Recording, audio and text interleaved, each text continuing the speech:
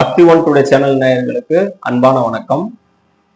நம்ம இந்த சேனலின் வாயிலாக ஜோதிடம் சம்பந்தமான மக்களுக்கு பயனுள்ள வகையில நிறைய விஷயங்களை நல்ல தகவல்களையும் பார்த்துட்டு இருக்கோம். இதுக்கு முன்னாடி நம்ம இதுல பார்த்த விஷயங்கள் திதி சூன்யத்தை பத்தி விளக்கங்கள் கொடுத்திருந்தோம். அதுக்கு அடுத்தது முடக்கு தோஷம், ஒவ்வொரு ராசிக்கும் முடக்கு தோஷத்தை பற்றிய விளக்கங்களும் அதுக்கு உண்டான பரிகார தலங்களும் அது ஒரு வீடியோல கொடுத்திருக்கோம். அடுத்ததா இன்னைக்கு பார்க்கக்கூடிய இந்த பதிவுல பார்க்கக்கூடிய விஷயம் என்னன்னு கேட்டீங்கன்னா, கரணம் சம்பந்தமான தகவல்களையும் அது சம்பந்தமான பரிகார ஸ்தலங்களையும் எந்தெந்த மாதிரியான தெய்வங்களை வழிபடலாம் அப்படிங்கிற மாதிரியான விஷயங்களை இந்த பதிவுல நம்ம பார்க்கலாம். நம்ம பஞ்சாங்கத்துல நாள், நட்சத்திரம், திதி, யோகம், கரணம் இந்த 5 விஷயங்களும் சேர்ந்ததுதான் பஞ்சாங்கம். நம்ம எல்லாத்துக்கும் தெரியும். அப்போ நாள் என்பது எதை குறிக்குது? ஆயுள் விருத்தி அப்படிங்கிற ஒரு விஷயத்தை குறிக்குது. நட்சத்திரம் அப்படிங்கிறது பாவங்களை போக்குவது, பாவங்களை நீக்கும் அப்படின்னு சொல்றது. திதி சகல சம்பத்துக்களையும் குறிக்க முடியும். யோகம் நோய் நொடி இல்லாத பிணி மூப்பு இல்லாத வாழ்வு. அப்போ இந்த 5ஆவதா வரக்கூடிய கரணம் காரிய வெற்றி. நம்மளுடைய மனித வாழ்க்கைக்கு எந்த செயலை செஞ்சாலும் அதுல ஒரு காரிய அனுகூலம், காரிய வெற்றி அப்படிங்கிறது ரொம்ப ரொம்ப முக்கியம். அப்போ இந்த கரணம் அப்படிங்கிற விஷயம் மனித வாழ்க்கைக்கு எதை குறிக்குதுன்னு கேட்டீங்கன்னா, காரிய வெற்றி அப்படிங்கிற ஒரு விஷயத்த குறிக்குது. ஜோதிடத்தை பொறுத்த வரைக்கும் நட்சத்திரங்கள் 27, நாட்கள் 7, யோகங்கள் திதிகள் 15, யோகங்கள் 27, கரணம் 11. அப்போ கரணங்கள் 11 தான் இருக்கு, நாட்கள் 31 இருக்கு. அப்போ ஒரு திதிக்கு 2 கரணங்கள், முன்பாதி பின்பாதி அப்படின்னு சொல்றோம். ஒரு திதி தொடங்கியதுல இருந்து ஒரு பாதி வரைக்கும் முன்பாதி அது ஒரு கரணமா அமையும். அதுக்கு அடுத்ததான் வரக்கூடிய பிற்பாதி அது ஒரு கரணமா அமையக்கூடிய. அப்போ ஒரு நாளைக்கு 2 கரணம் வீதம் வரும். அப்போ பஞ்சபூத தத்துவ அடிப்படையில இந்த கரணத்துக்கு என்ன பஞ்சபூத சக்தி அப்படின்னு சொல்லி பார்த்தோம்னா, காற்று சக்தி. கரணம் தப்பினால் மரணம். அப்போ இந்த கரணம் தப்பினால் மரணம் அப்படிங்கிற ஒரு சொல்லாடல் எதை குறிக்குது அப்படின்னு சொல்லி கேட்டீங்கன்னா, மூச்சு சுவாசம் அப்படிங்கிற ஒரு விஷயத்தை தான் குறிக்குது. மூச்சுக்கலை பயிற்சிக்கு பேரு அதுல ஒரு சில விஷயங்கள் கூட கரணம் அப்படின்னு சொல்லி வர்றதை நம்ம பார்த்துருக்கோம். ஜோதிடத்துல கரணம் அப்படிங்கிற அந்த ஒரு விஷயம் காற்று, பஞ்சபூத தத்துவத்துல காற்றை அதை குறிக்குது. அப்போ ஒரு மனிதன் காற்று சுவாசத்தை நிறுத்தினால் மரணம், அதாவது கரணம் தப்பினால் மரணம். அப்போ இந்த உடல்ல காற்று சுவாசம் இல்லை அப்படின்னா அவர் மரணித்து விட்டார் அப்படின்ற அர்த்தம். இந்த கரணத்துக்கு அதிபதி, பொதுவா கரணம் அப்படிங்கிற விஷயத்துக்கு அதிபதினு பார்த்தோம்னா சனி பகவான். ஏன்னா ஒரு மனிதனுடைய மரணத்தை தீர்மானிப்பது அப்படின்றது நம்மளோட நவகிரகங்களில சனி பகவானுக்கு தான் அந்த உரிமையை கொடுத்திருக்காங்க. அப்படிங்கிறப்போ காற்று பஞ்சபூத தத்துவத்துல, அப்போ ஒரு மனுஷனுக்கு காற்று இயங்கவில்லை, சுவாசம் இல்லை அப்படின்னா அவர் இறந்துட்டாருன்னு அர்த்தம். அதனுடைய அதிபதி சனி பகவான். இப்போ இந்த கரணத்தை எப்படி பயன்படுத்துறது ஜோதிட அடிப்படையில பார்த்தோம் அப்படின்னா, திசாநாதன், புத்திநாதன், ராசிநாதன், லக்னநாதன் இவங்கள யாராவது ஒருத்தர் நம்மளுடைய கரண அதிபதி கரணநாதனாக இருக்கும் பட்சத்துல நம்மளுக்கு எந்த ஒரு விஷயத்திலையும் எப்பாடுபட்டாவது அவர் வெற்றி அப்படிங்கிற ஒரு விஷயத்த தொற்றுவார். அந்த அளவுக்கு கரணம் வலிமையானது, கரணநாதன் வலிமை மிக்கவர். அப்போ இன்னொரு இது இருக்கு, லக்ன கேந்திரம் 4, 7, 10 இந்த இடத்துல நம்மளுடைய கரணநாதன் யாரு இருந்தாலும் அவங்களுக்கு அது ஒரு வெற்றி அப்படிங்கிற விஷயம் கிடைச்சிடும். ஆக மொத்தம் கரணங்கள் 11, சுபகரணங்கள் 7 சொல்லப்பட்டிருக்கு. பவம், பாலவம், கௌளவம், தைத்துளை, கரசை, வனிசை, பத்திரை ஆக 7 கரணங்களும் சுபகரணங்களா சொல்லப்பட்டிருக்கு. இந்த பத்திரை கரணம் மட்டும் வளர்ப்பிறை அந்த சமயத்துல சுப கரணமாகவும், தேய்பிறை அந்த சமயத்துல அசுப கரணமாகவும் குறிப்பிடப்பட்டிருக்கு.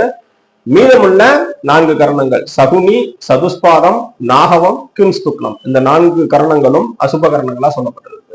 அப்போ 6, 8 ஜாதகத்துல 6, 8 அதிபதி 6ஆம் இடத்துலயோ 8ஆம் இடத்துலயோ லக்னத்துல இருந்து திசை நடத்தக்கூடிய கிரகங்கள் மட்டுமே ஒழிய கோச்சார ரீதியாகவோ மற்ற நல்ல அமைப்புகள் ரீதியாகவோ கரணநாதன் நல்ல பலன்களை கொடுப்பார்.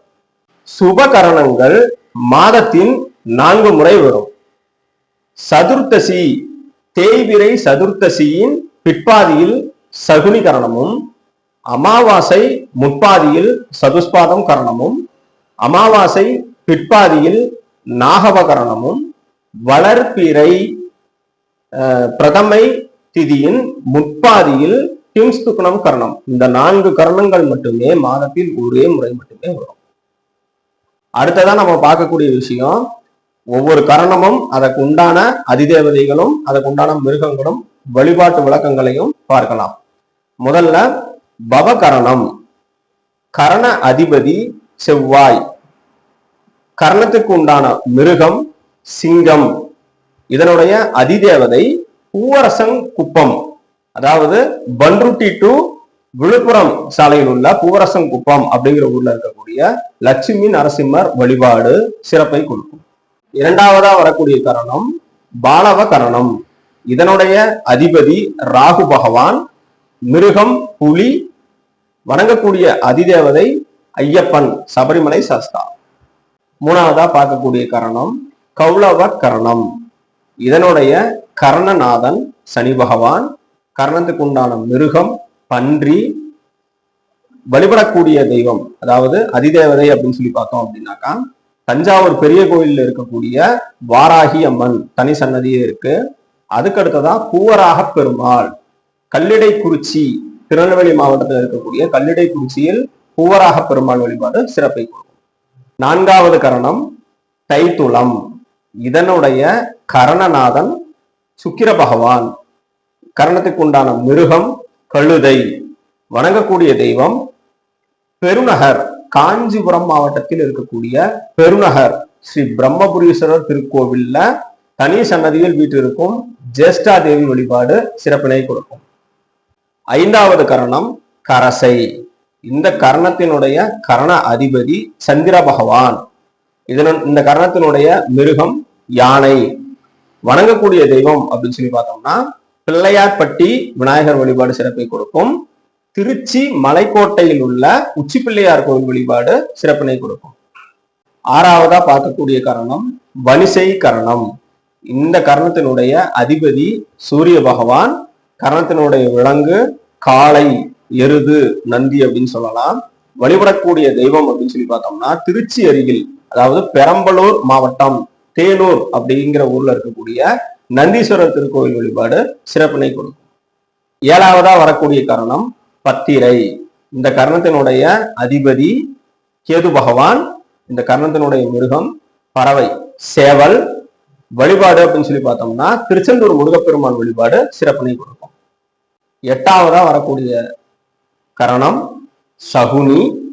அதனுடைய அதிபதியும் சனி பகவான் தான். அதனுடைய பறவை காகம். வழிபடக்கூடிய தெய்வம் அப்படின்னு சொல்லி பார்த்தோம்னா திருநள்ளாறு சனி பகவான் திருக்கோவில், உச்சனூர் சனி பகவான் திருக்கோவில், வலீஸ்வரர் அதாவது மதுரை மாவட்டம் சோழவந்தானில் இருக்கக்கூடிய வலீஸ்வரர் அந்த கோயிலில் இருக்கக்கூடிய சனி பகவான் வழிபாடு சிறப்பினை கொடுக்கும். ஒன்பதாவதா பார்க்கக்கூடிய கரணம் சதுஸ்பாதம். இதனுடைய கரண அதிபதி குரு. கரணத்துக்கு உண்டான மிருகம் நாய். அதிதேவதை அப்படின்னு சொல்லி பார்த்தோம்னா ருத்ரன் அல்லது பைரவர் வழிபாடு. பைரவர்னா குறிப்பா புதுக்கோட்டை மாவட்டம் பொன்னமராவதி புதுப்பட்டி அப்படிங்கிற கிராமத்துல இருக்கக்கூடிய பைரவர் கோவில் வழிபாடு சிறப்பினை கொடுக்கும். பத்தாவதா பார்க்கக்கூடிய கரணம் நாகவம். இதனுடைய கர்ண அதிபதி ராகு பகவான். கர்ணத்தினுடைய விலங்கு உயிரினம் அப்படின்னு சொல்லி பார்த்தோம்னா நாகம். கர்ணத்தினுடைய அதிதேவதை வழிபாடு அப்படின்னு சொல்லி பார்த்தோம்னா நாகர்கோவில்ல இருக்கக்கூடிய நாகராஜர் கோவில் சன்னதி வழிபாடு சிறப்பினை கொடுக்கும். 11ஆவதா கிம்ஸ்துக்னம். கிம்ஸ்துக்னம் இந்த கரணத்தினுடைய அதிபதி புதன். இதனுடைய உயிரினம் அப்படின்னு சொல்லி பார்த்தோம்னா மண்புழுக்களும் அட்டைகளும் கொடுக்கப்பட்டிருக்கு.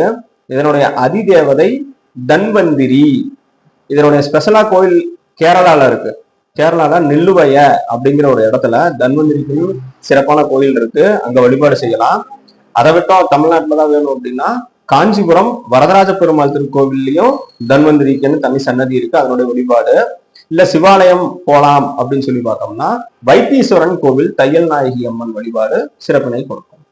எல்லாருக்கும் எல்லாமும் கிடைத்திட கரணநாதனை வழிபட்டு வாழ்வில் முன்னேற அனைவருக்கும் வாழ்த்துக்கள். மேலும் இது போன்ற ஜோதிடம் சம்பந்தமான தகவல்களையும் கருத்துக்களையும் நம்மளுடைய பக்தி ஒன் டுடே சேனல் மூலமா பகிர்ந்துக்கிறதுல ரொம்ப சந்தோஷப்படுறேன்.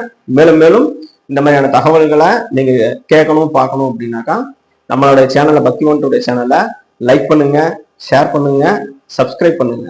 நன்றி, வணக்கம்.